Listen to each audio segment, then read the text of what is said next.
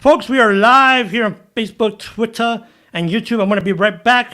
I need to do some technical stuff back here. Hi, Mr. Villegas. Hi, how you doing? This is a pre-show. I mean, that's a pre-show. But before we start the actual show, Mr. Bautista. All right, so I'll be right back, folks.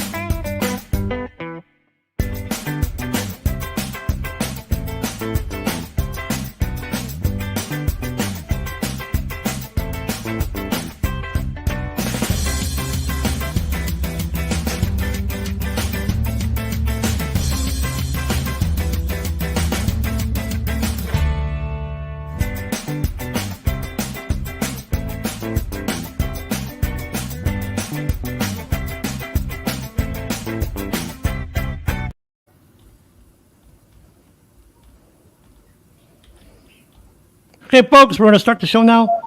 Got my technical stuff out of the way, and here we go.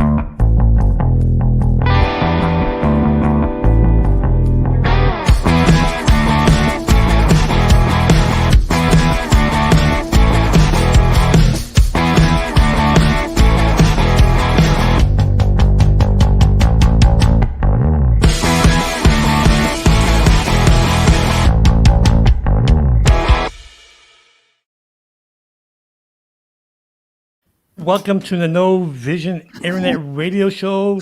Today's special guest is Mr. Daniel Villegas and my co-host, Mr. Jesus Bautista. We're broadcasting live on Facebook, Twitter, YouTube. We have all these things. Just look for No Vision Internet Radio. Also, we're streaming the audio live on novisioninternetradio.com.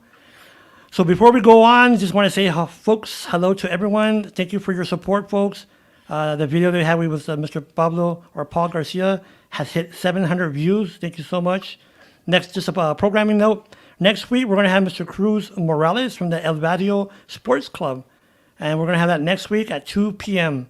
So before we go any further, I want to introduce Mr. Villegas and Mr. Jesus Bautista. Mr. Villegas, good morning, sir, or good afternoon. How are you doing, sir? Good, good. How about you, sir? Oh, awesome, sir. Mr. Bautista. I'm here. He's here. It's like, I'm just here, whatever. So to start the conversation, folks, I think it's to bring context to what me and Mr. Bautista and Mr. Villegas wants to talk about is the present. People have, issues in the past, like myself, I am visually impaired, but Mr. Villegas is something that you see movies on. But to start the conversation, I'm going to play it out with Mr. Villegas' permission. I'm going to go ahead and play a clip of what started this conversation 3 years ago. Was that 2018, right, sir? Yes, sir. Okay. October 5th. October 5th. This is from KTSM. It's the reading of the verdict. And just hear the people, the background, the emotions, and like I said, that's the path. But that starts our conversation. So let's go ahead and bring that up.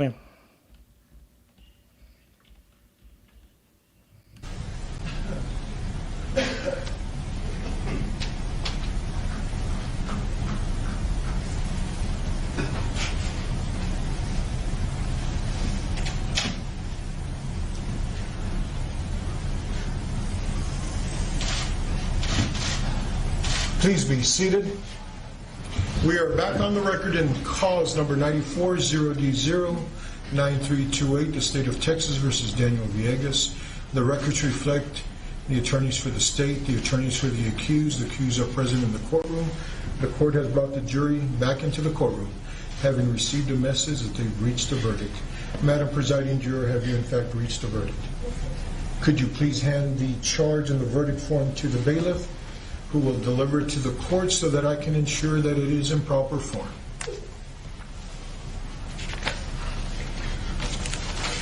The court does find that the verdict is in proper form. If the defendant will please stand. In the District Court of El Paso County, Texas, 409th Judicial District, the state of Texas versus Daniel Villegas, number 940D09328. Verdict form B. We, the jury, find the defendant Daniel Villegas not guilty of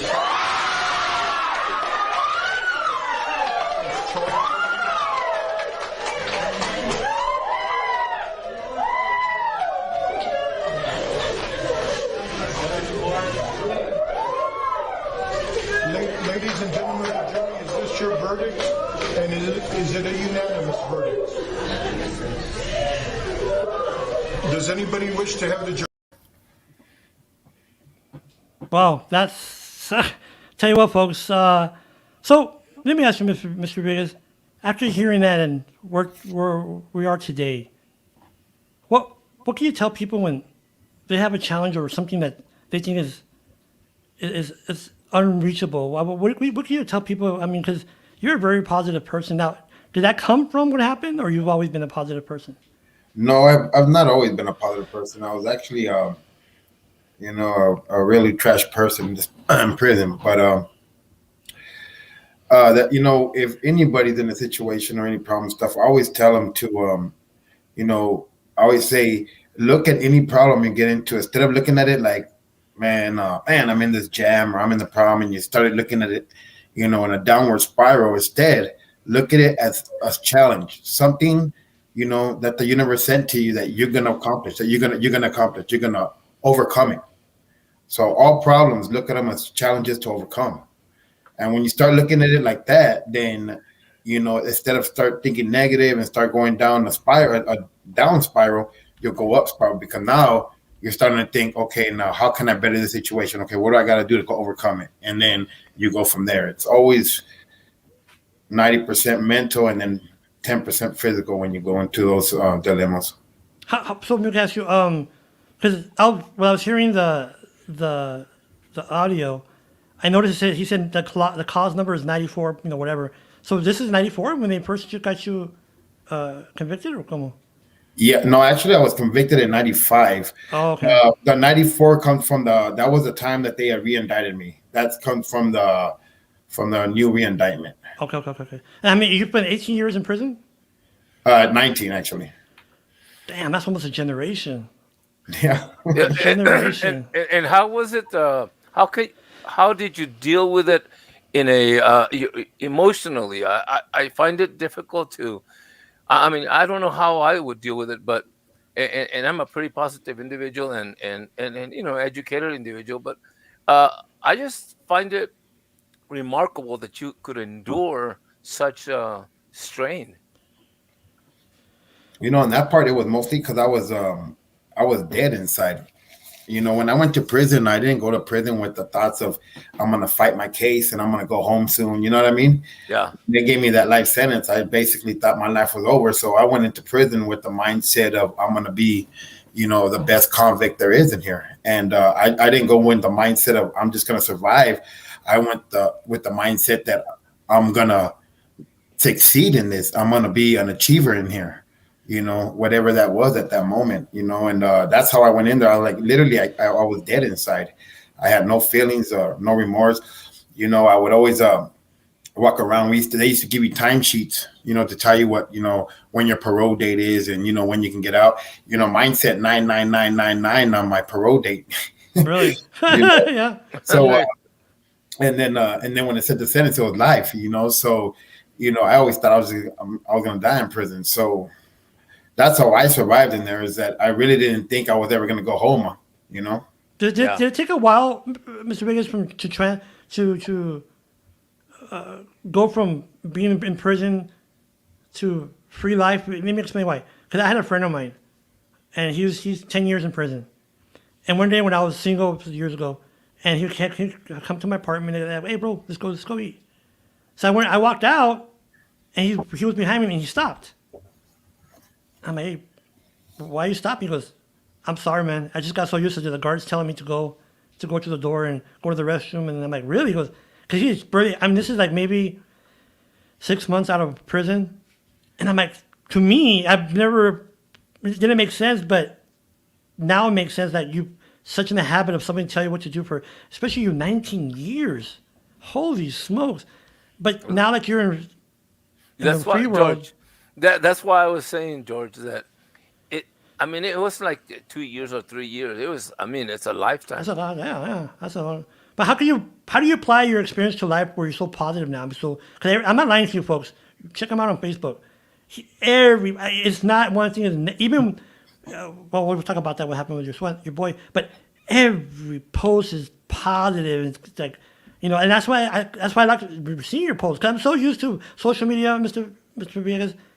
Negative, negative. Yours is you're an ass. Yours is you're always positive. But how do you apply that? I mean, how is there a switch or what? How do you do that?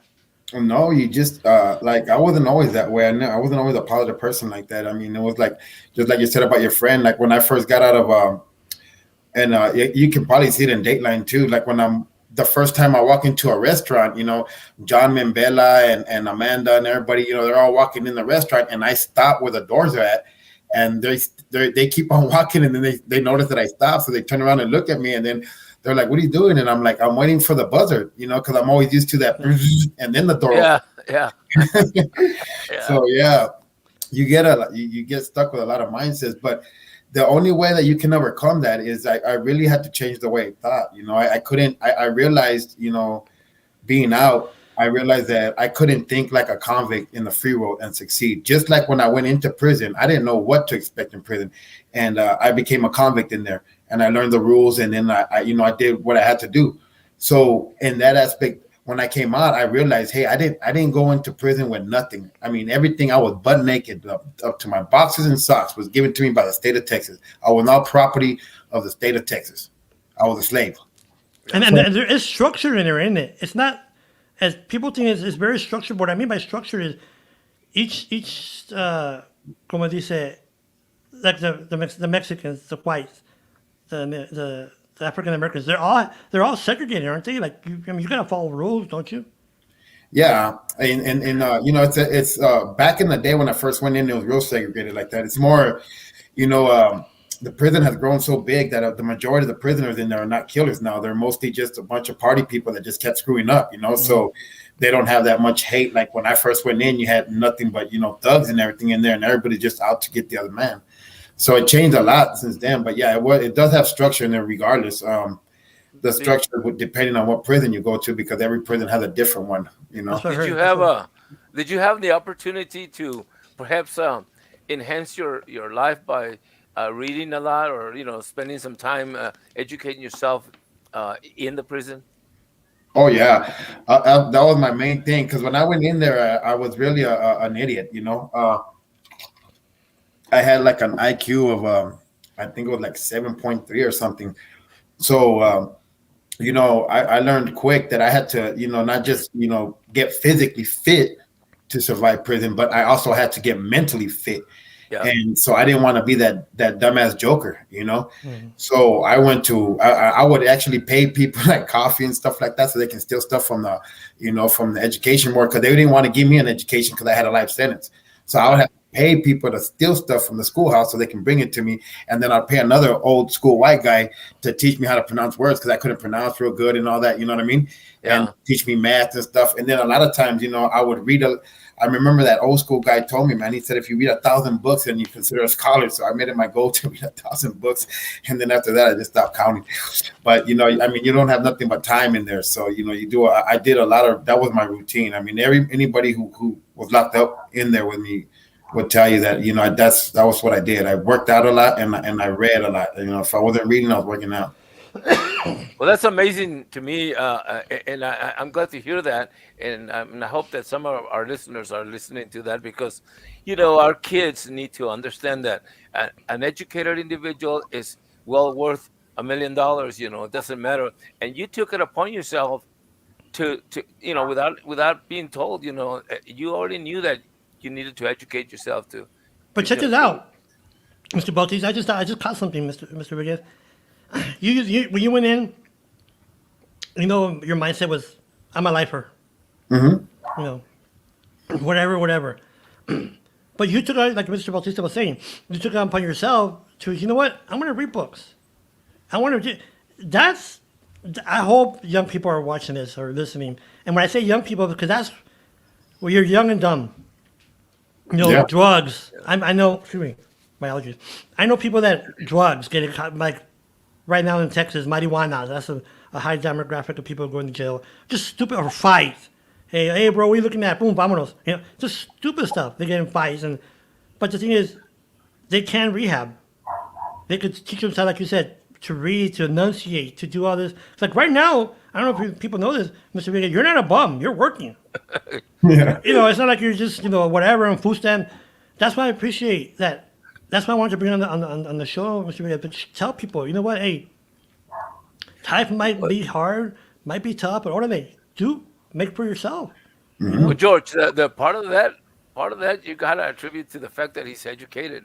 If he hadn't gotten an education on his own, he'd have a hard time probably getting a job, because that's the way it is, for people coming out without little skill, and he taught himself. So it's amazing. I just see I like that because I like to be able to tell students you have every opportunity without, every opportunity, everything, all the resources at your disposal, and you don't take advantage of it. And here you are, you went to prison and educated yourself. That's just amazing. So have you thought of like doing like a motivational speaker or have you just thought of that? Because you have a lot to bring. You have a lot to bring, Mr. Vega.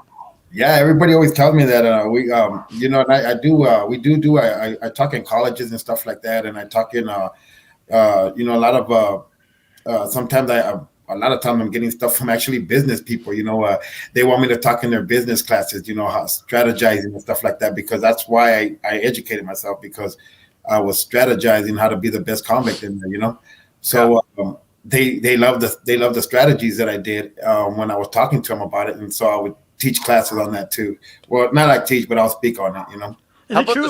How about the schools? Are you asked to speak to the kids in school? I see that as being an educator. I think that would be the best place for you to be. To hand out your information.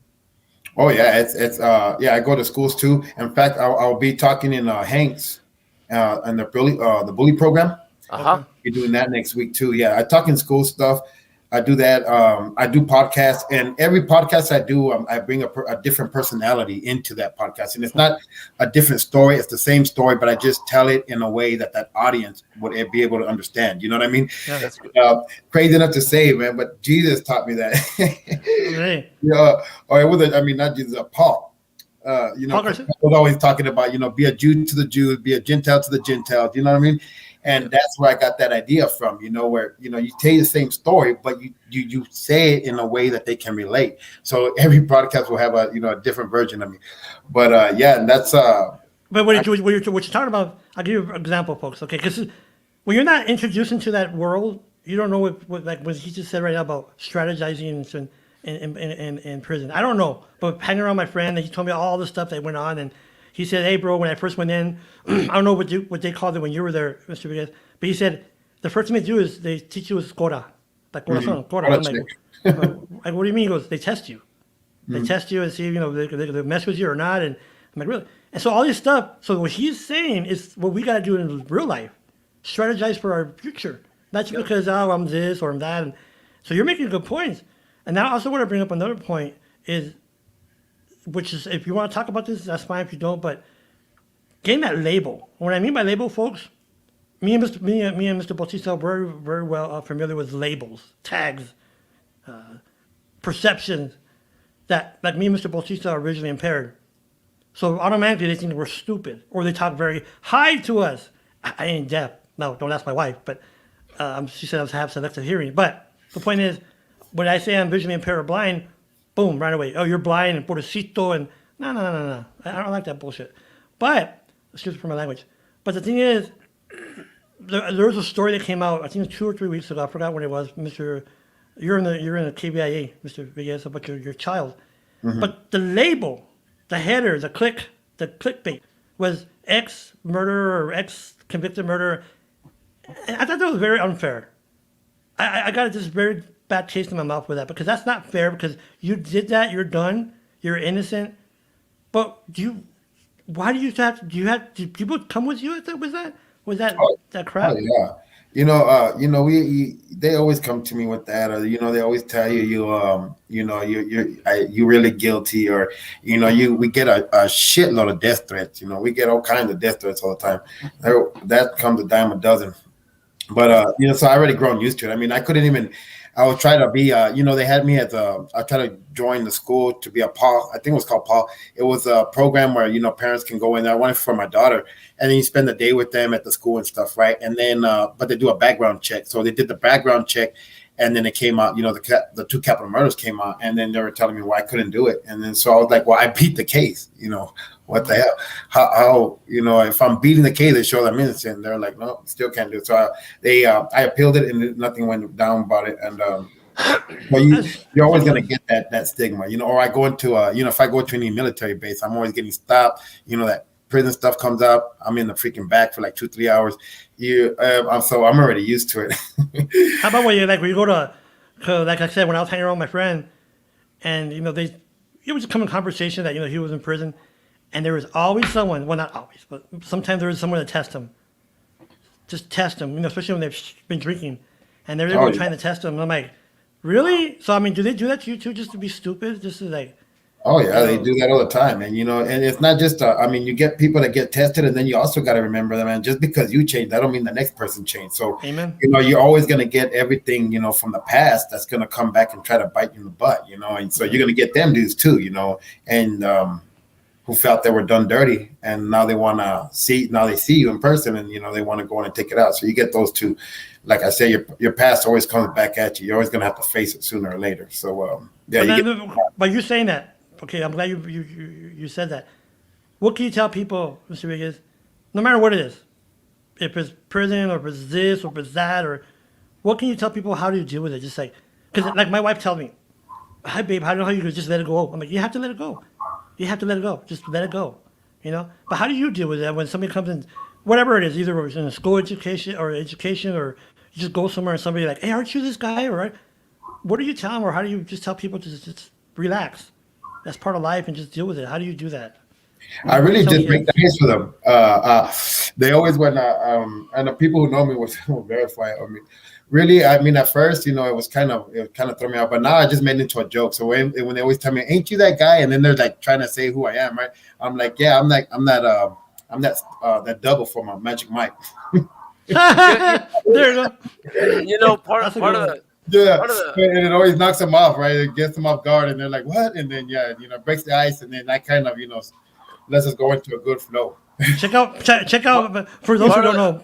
Part of the problem, though, George, there I think is that you've got to let go, and how you do it is by letting them have the problem, because they want it to be your problem all the time.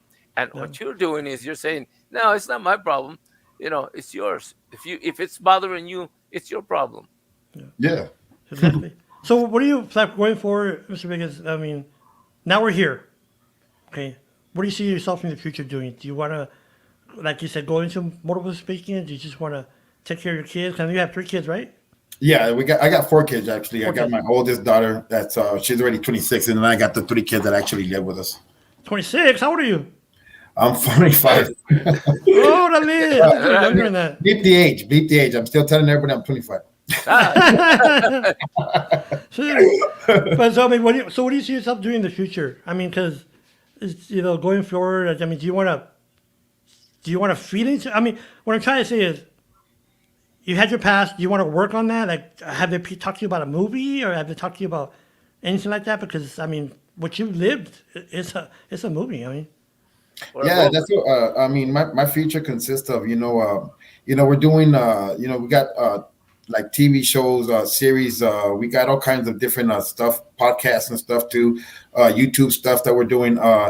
We do a lot of fundraising. We do a lot of we do work with Proclaim Justice, and then with my work too, I work with Christina Montes law firm, and that is really my one of my main passions right now because like I always tell everybody, working for Christina Montes, it helps me because I'm trying to help these people. Like I always tell everybody, why do we have to wait till they get convicted and go do 15 years in prison and then bring them out when we can do it before they get convicted and they don't have to go through all that 15 years or 20 years or 25, whatever, how much time they did. They don't have to go through all that because once we do all that time, we come out, we're never going to be normal. no, So we can stop that before they have to go through that. Then that's what I've been putting a lot of focus on, and that's why I love my job so much. Is that, I really I can't see myself doing nothing other than trying to save people from going to prison now. I'd rather save them from going to prison right now at this moment in my life. Because if we can save them, man, we save generations. We save our daughters. Amen. We save mothers. I mean, there's people that die on you in there and all kinds of stuff. I mean, and like I said, once you go in, you come out, you're never the same. not only that, Mr. Wiggins, but the impact to the family, like yeah, your kids, your. yeah, that's what I was going to ask. How is that affecting especially your oldest daughter? That's what it is. I mean, like even with my oldest daughter, like we don't really have a good relationship because of that, because she don't know who I am, and I've never been there for her. So I'm like a total stranger, and no matter how much, we can try to get together, it's just always that, some type of, friction of like, I'm a stranger, and Yeah. walls are up, cause she don't know what to think about me, and so we, No, you know what? Hopefully, honestly, maybe hopefully with no time. It's difficult. I can see that. Having to to deal with your daughter and well, not just your daughter, your family. yeah. And even like with my kids, like with these kids right here, I pick them up when they fall. You wipe your tears when they cry. I take them to Peter Piper's and we do all this stuff. And when I'm doing it, I still got in the back of my head. I'm like, golly, man, I could never do this with my first daughter. It's that negativity starts to creep in there. You know what I mean? I got screwed out of that, but then I got to flip it, and then I got to tell myself, well, yeah, you did get screwed out of that, but I mean, what can you do? I mean, you can't do nothing about it. You got to let that screw your day up. You can, you either make your own hell, or your own heaven. Don't let Amen. that, don't let that thought make your day a hell. Your kids are laughing right now. They're enjoying you right now. Take advantage of what you have at that moment. Amen. And the reason I say amen, Mr. Wiggins, because when Yeah. I just to give people a background on me myself, that's why I understand that part. I kind of understand about, hey, give it. You could, how'd you say it? You would live in hell or live in? How'd you say that? Yeah, you can either live in hell or live in heaven. It's all your What I mean mindset. by that, I'm gonna steal that from you. But what I say is, when I was younger, I used to see. In 2008, I started losing my vision little by little. And so people tell me, I went, to the point where I had to get anxiety medicines, and I was suicidal. But people say, how do you go from not seeing to now? And I'm like you just said, you live in heaven or live in hell. To me, it is what it is. Part of life. I got to process it, deal with it, and every day I live with not seeing. But hey, shit could be worse. I mean, it can't be worse. And, Thank God and, for you. You're in the free world, and you can yeah. help people. That's the best thing about And it. part of it, though, George, too, is that right now he's like he says, he's a stranger to his daughter, but when she matures, she becomes, he gets older, she'll see the light. I'll tell you that because, Mom, I don't know if George knows it, but my father ended up going to jail because he killed my mom. So it's a horrible thing that he did, but I understood what he did and why. Some of my other relative, my daughter sisters didn't. You know, uh, that's the difference between accepting and understanding. You forgive. You might not forget, but you forgive, and I think that's going to happen. That's going to happen with you and your daughter. she'll come back and say, well, I didn't know you then, but I know you now. You know. It could happen. I really truly believe that, Mr. Rodriguez. Oh, Because amen. I Amen. mean, she sees the positive person you are. Oh, talking about, I wanted to mention this before I forget. Did you? I read your Facebook post that you were with Willie Nelson? Oh yeah, we went out to Austin for a fundraiser, and he was playing in a backyard where we had it at. Really? Did you sing the I'm on the road again with him or what? They were really like He's crazy. he's already in his 80s, so they were really kind of they Yeah. didn't want too many people by him, because of Corona and everything. But it was beautiful to just see him just get out there, just him by himself, not a band, no pressure. It's just in a backyard. The backyard was huge, beautiful. It looked like something out of a badass movie, Yeah. Really? It was amazing. The catering, the food, and everything. I mean, it felt like we were in heaven. He's quite a character, and I guess you already know this, but every time he gets on that bus and goes, they stop him there at the It's a checkpoint. checkpoint. They always, he's like you. They just because they found marijuana, one time or whatever on his bus. Now every time he stops at Pobre, they stop him for that. Yeah, it's a situation where, and part of it is, I think, is because he's such a star that they want his autograph and all that, and they get that opportunity to stop him. But he's quite a character, man. Yeah, I believe it. So before we leave, Mr. Vegas, do you want to promote something or tell people what you're doing next, or is there, like you said, podcast or a YouTube channel? Because I want to give this opportunity for people to hear more of you, because I think they should, because they get a lot of life lessons from this. We're going to start a podcast pretty soon with a friend, but we're just barely getting the ideas. But mostly, we're going to go ahead and go off, man. Mostly, I just want to tell, hopefully, anybody out there that got family members that are just what you were saying there, brother. You get that, what it is, it's a stigma that you get on you. You know what I mean? When you come out. And when you come out, so even though you're free, you're not really free, and it's called the invisible prison. And I just want anybody who's going through that invisible prison, just know, that it's not always going to be dark days. I mean, after a while, you'll learn how to deal with it in a way where you flip it on people, and then the aggression turns into friendliness, and I do that all the time, and doors always open, Yeah. So just always remember that wherever state of mind you are right now, it's not like that forever. I tell people, like, well, you said break the ice. You said about, you tell people, oh, I know you. You said about Magic Mike. Yeah. That's what I do. I kind of break the ice too with people, because you don't know how to approach that. Like, how do I approach this? Like you, how do I approach him or me? But what I tell people is, hey, have you ever seen Stevie Wonder's Home? Like, no, I haven't. He goes, don't worry, he hasn't either. Almost right away, they start laughing, and that's what I'm saying. I just, you gotta break that ice and break that tension. But anyways, Mr. Vegas, man, it's an honor. Thank you so much for being part of our show. I do appreciate that. Yes. If you ever want to come back for anything, you're more welcome. Mr. Bautista, before we leave, do you want to say anything, sir? Yeah, I just like to say that I'm really amazed at the type of individual that he has and that he has developed into, and I want to praise him for that, and I hope that he will continue to live a positive life and educate as many of our kids as he can, because I think he's got a great message. Thank you, brother. Yeah, great message, that's for sure. So everyone, next week, 2:00, Cruz Morales from the El Barrio Boys Club. They do programs for kids in the barrio, basketball, football, all this good stuff.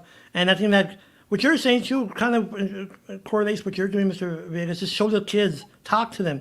And you too, Mr. Bautista, educate the kids. Don't do this. Don't be stupid.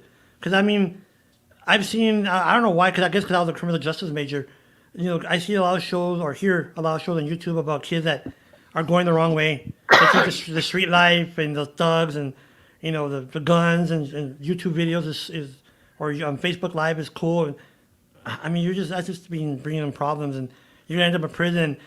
Let me ask you this, Mr. Vegas, before we go, and be honest. Do little kids want to go to prison, or young men want to go to prison? And you have a lot of people who think going to prison is a cool thing, and they don't realize what they're going to step into. They're going to get spanked. But you get that a lot. You always get them idiots that think prison's gonna be a walk in the park. It's gonna be one of them American Me movies. Oh no, trust me. Like I said, my friend would tell me stories, and there's some Yeah. stories he told me, Mr. Villegas, like, God damn, really? He was down like son of a gun. But anyways, money. Oh yeah, but like I said, if you really like a lot of kids, what I really, what really is gonna help a lot of these, trouble kids, outside of education is showing them a new world. Yeah. Because that's what happened with me. All I knew was my barrio. I just knew that area that I lived in and all that. Once John Membela came into the picture and all that, and I came home and my sister and my mom, they showed me this whole different world out there. When I was in prison, I would read National Geographic, and it opened my eyes to this whole new world. So my mind came out of this little hood and went into how big this world is. And that's the problem with a lot of these people in the hood, is that it's not that so much that the main problem is that they don't see outside of that. If we can bring them to see outside of the hood, that it's a bigger world than just 3 blocks, Yeah. then we'll be doing damage, man. A lot of these kids would change. Yeah. Either to the art, for example, what the Mr. Morales is doing with the Barrio Sports Club is, you're right. And I never thought about that because, if you're not exposed to that life, folks, and I was a little bit when I was younger, that the Barrio and the gang, the fatherless back in the day, I don't know if they're still around, Orale and all this, the gang sign. If you're not exposed to that, I'm going to lie to you. I had a friend of ours that would stay with me when I was in high school, and one day he came home like, hey, bro, let me show you how to shut off shotgun. I'm like, Orale, and you know what? Nah, I'm not going to mess with that stuff. But the point is, I went into, when I went to school, I found out, like you say, a different avenue. When there's sports now, there's technology, there's art for kids to go into, and you're right, Mr. Vegas. Just show them that, give them a little taste of it, and hopefully they'll go that way and not be these idiots doing just gang signs and all this, because that's not going to go nowhere. I'm sorry. I mean, I hope I don't get my butt kicked for that, but the thug life or the street life is not good. It's gonna, you end up either dead in prison or in the streets, and that's not the life, man. Well, I'm telling you. George, I tell my kids, and I have 3 boys, and all 3 of my sons have been successful. But I always told them, that it's good to be street smart, but not to get involved with with the situation. Because I grew up in El Paso. I grew up, in downtown. I sold newspapers, and I saw everything. I was around all that stuff. But I was smart enough. I was street smart, and I knew what was right and what was wrong, and where I would end up if I didn't, do the right thing. So I just think what he's doing is fantastic. I think it'll draw the kids. Hopefully, some of those kids will realize that, hey, like he says, prison is not what you think it is. That's not. Where'd you grow up, real fast? I hadn't asked you at the beginning of the show. Where'd you grow up? I Here grew up in Paso? a central northeast area, Manhattan Alright, Heights, okay. and Devil's Triangle. And Devil's Irving Triangle. That's what I was thinking about. Oh, yeah, my yeah, Lord. yeah. By was like- Smelter that was- Town, huh? That dirty. All right. But anyways, well, folks, like I said, thank you, sir. I'm giving you a salute for Thank you, doing brother. what you're doing, being positive, showing this kid that there's other things to do if you really want to do it. Get into it, arts, school, or sports, whatever. Doesn't matter. Something else other than the streets. Mr. Bautista, thank you, Yes, sir. sir. We'll see everyone next week, and later. Bye, Mr. B. All right.